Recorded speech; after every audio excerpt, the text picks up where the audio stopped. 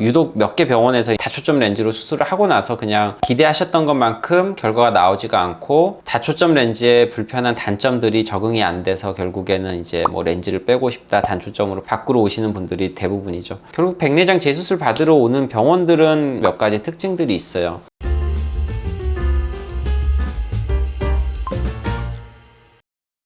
안녕하세요. 하얀가의 최현석 원장입니다. 오늘은 백내장 수술 관련해서 오늘도 영상을 준비를 해봤고요. 저희 병원에서 백내장 수술도 하고 이제 망막 수술도 제가 같이 하고 있고 뭐 시력교정술도 하고 있다 보니 백내장 수술 받으시고 재수술 받으시러 오시는 분들이 좀 있으시거든요. 백내장 수술하다가 문제가 생긴 경우에 망막 수술이 필요한 경우도 있고요. 굴절 수술이 필요한 경우도 있고 그렇거든요. 이제 그런 걸 같이 하는 의사가 사실은 거의 없기 때문에 이제 막 알아보시다가 환자분들이 재수술 받으시러 오시는 분들이 많고, 재수술 받으러 오시는 분들은 거의 90% 이상은 다초점 인공수정체로 수술을 하신 분들이고요. 처음 수술할 때 병원에서 좋다고 해서 수술을 했는데 기대하셨던 것만큼 결과가 나오지가 않고 다초점 렌즈의 불편한 단점들이 적응이 안 돼서 결국에는 이제 뭐 렌즈를 빼고 싶다 단초점으로 바꾸러 오시는 분들이 대부분이죠. 유독 몇 개 병원에서 다초점 렌즈로 수술을 하고 나서 그냥 환자분이 불편한 거는 적응 부족이라고 얘기를 하시고, 불편하면 건조증 치료를 하면서 이제 IPL 치료를 계속하게 만들고, 건조증 관리 계속 하다가 안 되면 뭐 후발백내장 레이저 치료해라 그래서 레이저 치료하고 다 했는데도 결국 적응이 안 되셔서 렌즈 바꿔달라고 얘기를 했더니 이제는 한 번 넣은 렌즈는 못 바꾼다라고 얘기를 들으시고 포기를 하고 지내시다가 알아보시다 저희 병원 오셔서 렌즈를 바꾸시는 케이스들이 좀 있는데, 백내장 수술을 받으시기 전에 참고를 하셔서 이렇게 재수술까지 안 가도록 하는 몇 가지 팁을 말씀드리고자 이렇게 영상을 준비를 했고요.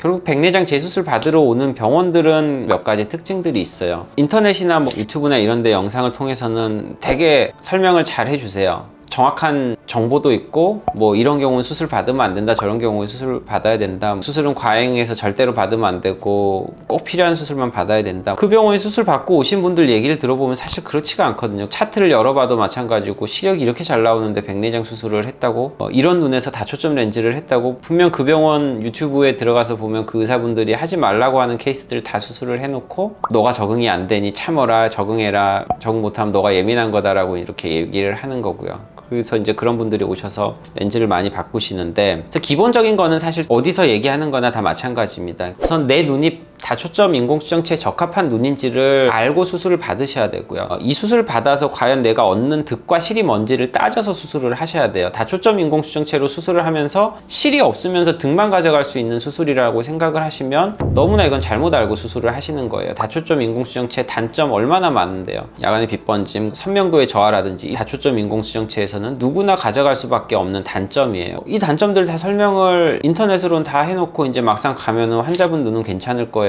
대부분 적응해요 라는 얘기를 듣고 이제 환자분들은 수술을 받게 되죠. 영상에서 분명히 이 의사는 이런 눈 수술하면 안 된다고 했는데 이 사람이 내 눈 보고 괜찮다고 했으니 내 눈은 괜찮을 것이야 라고 착각을 하고 수술을 받게 되는 건데, 그렇게 수술 받고 물론 좋은 분들도 많이 있지만 적응을 못해서 수술을 받으러 오시는 분들도 꽤 되는 게 현실이거든요. 다초점 인공수정체도 종류가 굉장히 많거든요. 진료 보고 나서 바로 의사한테, 상담사한테 렌즈를 추천해 주세요 라고 얘기를 하는 거는 너무나 약간 호구 잡히는, 아무런 나에 대한 정보도 주지 않고 내 눈의 검사 결과만 보고 나서 렌즈를 상대방한테 추천을 해달라고 하는 거는 내가 단순히 차를 사러 가서 나한테 좋은 차 하나 추천해 주세요 하는 얘기랑 똑같거든요. 내가 이 차를 가족들과 캠핑을 가기 위한 목적인지 나 혼자 스피드를 즐기기 위한 목적인지 이런 목적을 정확히 알려주고 차를 추천해 주세요 라고 한다면 정확한 차를 추천받을 수가 있겠죠. 근데 그런 정보가 없이 그냥 차 추천해 주세요 라고 하면은 뭐 4억짜리 페라리를 추천을 해줬는데 캠핑 가는데 나는 이 4억짜리 페라리가 안 좋아요 라고 얘기를 하는 거는 사실 본인이 먼저 정보를 안 주셨으니까 그 사람 입장에서는 페라리가 좋다고 추천을 할 수도 있는 거거든요.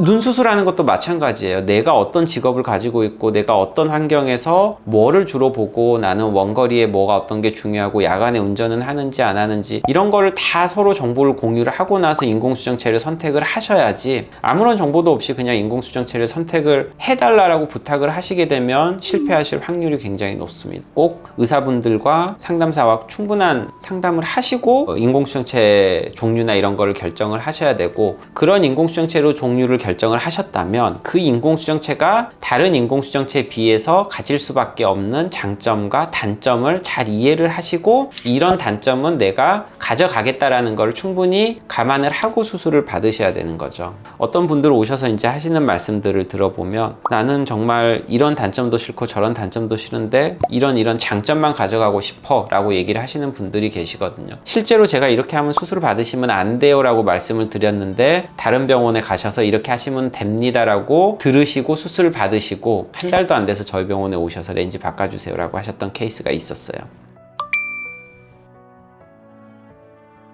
두 번째로는 이제 수술 받기 전에는 의사가 굉장히 친절하고 본인한테 잘 얘기를 해줬다라고 하더라고요. 근데 수술하고 나서 불편한 점을 얘기를 하려고 하는데, 나를 수술해줬던 의사는 계속 수술을 하면서 바쁘다라는 핑계로 의사를 못 만나게 되고, 자기를 수술해주지 않은 다른 의사를 만나서 경과관찰을 보게 되고, 진료를 보면서 불편하다고 얘기를 해봤자 수술해드린 의사가 아니기 때문에 결정을 내리기가 굉장히 힘들어져요. 내가 수술한 환자를 내가 진료를 본다고 한다면 수술 전에도 이런 점이 좋을 거예요, 저런 점이 안 좋을 거예요 라고 얘기를 하고, 우리가 수술 전에 불편할 거예요 라고 얘기를 했던 게 만약에 환자분이 불편해 하신다고 한다면 충분히 설명을 드렸던 거고 이제 적응을 해봅시다 라고 얘기를 할 수가 있는 건데, 수술을 하지 않은 의사가 경과관찰을 했을 때는 이게 앞에 어떤 얘기가 됐는지도 모르고, 뭐 이걸 재수술을 해드려야 될 것인지 아니면 환자분들한테 어떻게 설명을 해드려야 될지 본인이 디시전 메이킹이 안 되는 거죠. 같은 얘기를 듣더라도 자기를 수술해준 의사가 이러이러하니 이거는 좀 지켜보시죠 라고 얘기를 듣는 것과, 수술 전에 한 번도 본 적도 없는 의사가 갑자기 나타나서 이거는 불편할 수밖에 없으니까 좀 지켜보세요 라고 얘기하는 거는, 듣는 건 정말 입장차가 다를 거라고 보거든요. 실제로 수술을 하고 나서 별로 문제가 없는데 재수술 해달라고 저희 병원에 찾아오시는 분들도 계세요.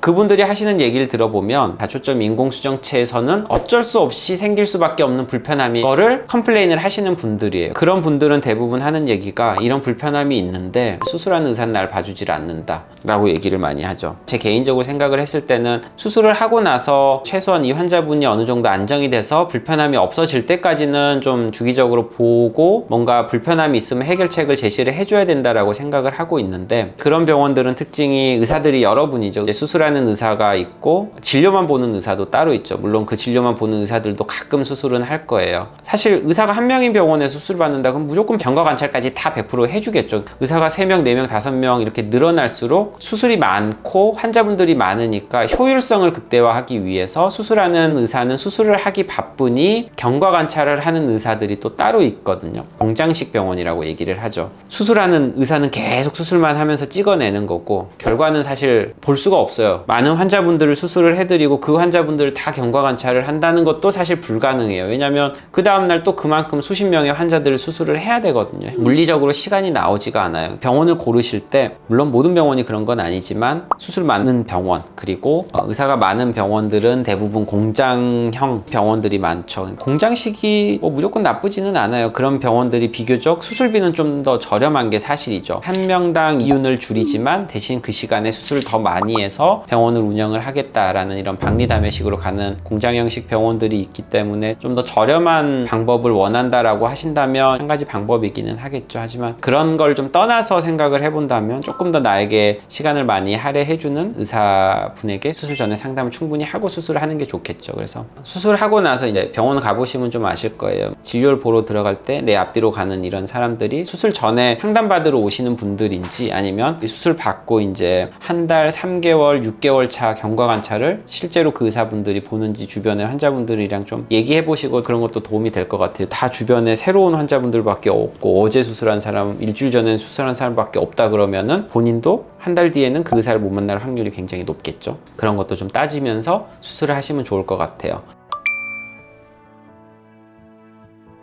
수술하는 의사의 뭐 수술 실력이나 이런 것도 굉장히 중요한 것 중에 한 가지인데 이거는 정말 알기는 힘듭니다. 수술하는 의사의 수술 실력은 저 같은 의사가 가서 그 옆에서 실제로 보지 않고서는 수술하는 의사의 실력을 알기는 굉장히 힘들어요. 그러니까 저한테 누가 좋을 것 같냐라고 추천을 해달라고 물으시면은 저는 정말 그런 경우에는 대답을 못 해드리거든요. 이제 의사분들 중에서도 경력은 정말 뛰어나고 커리어가 정말 훌륭한데 수술 실력이 상대적으로 떨어졌던 분들이 계시고요. 경력이 훨씬 더 짧고 소위 알아주는 그런 커리어가 아니었는데도 수술 실력은 정말 기똥차게 훌륭했던 분도 계셨거든요. 이 수술 실력이라는 것도 의사를 선택하는 데 있어서 좀 중요한 요인이기는 하지만 이거는 정말 의사인 저도 알 수 있는 방법이 거의 없기 때문에 일반 환자분들이 아시기는 힘들 거고, 안타깝지만 그거는 병원이나 의사를 결정하는 데 있어서 나의 손을 좀 떠나 있는 부분이라고 생각을 하시고 그런 걸 좀 포기를 하셔야 되고, 재수술 받는 그냥 케이스들이 좀 이런 케이스들이었던 것 같아요. 정리를 하자면 수술 전에 충분한 상담을 받을 수 있는지랑 수술 후에도 충분한 케어를 받을 수 있는지, 케어가 단순히 그냥 다른 의사가 보면서 뭐 건조증 관리나 하세요 이런 개념이 아니고 수술하고 나서도 해준 의사가 계속 경과 관찰을 할 수가 있는지 그런 것도 좀 따져가면서 생각을 하시고, 수술이 그렇게 무조건 많다 그래서 좋은 병원은 아니다 라는 거, 물론 환자분들이 알아보시는 거엔 분명히 한계점이 있겠지만 그래도 최대한 많이 알아보시고 병원을 선택하는데 도움이 되셔서 저희 병원에 재수술을 받으러 오시지 않으셨으면 사실은 더 좋겠습니다. 그래서 모든 수술은 한 번에 끝나는 게 제일 좋으니까요. 처음 수술을 결정을 하실 때 충분한 상담과 공부를 하시고 수술을 결정을 하셔서 한 번의 수술로 잘 끝나실 수 있었으면 좋겠습니다. 혹시나 그래도 뭐 다른 병원에서 수술 받으시고 재수술이나 이런 거에 궁금하신 게 있으시면 밑에 댓글 달아주시면 제가 언제든지 답글 달아드리도록 하겠고요. 모든 환자분들이 한 번의 수술로 잘 끝날 수 있기를 바라겠습니다. 이상 하이안과의 최현석 원장이었습니다.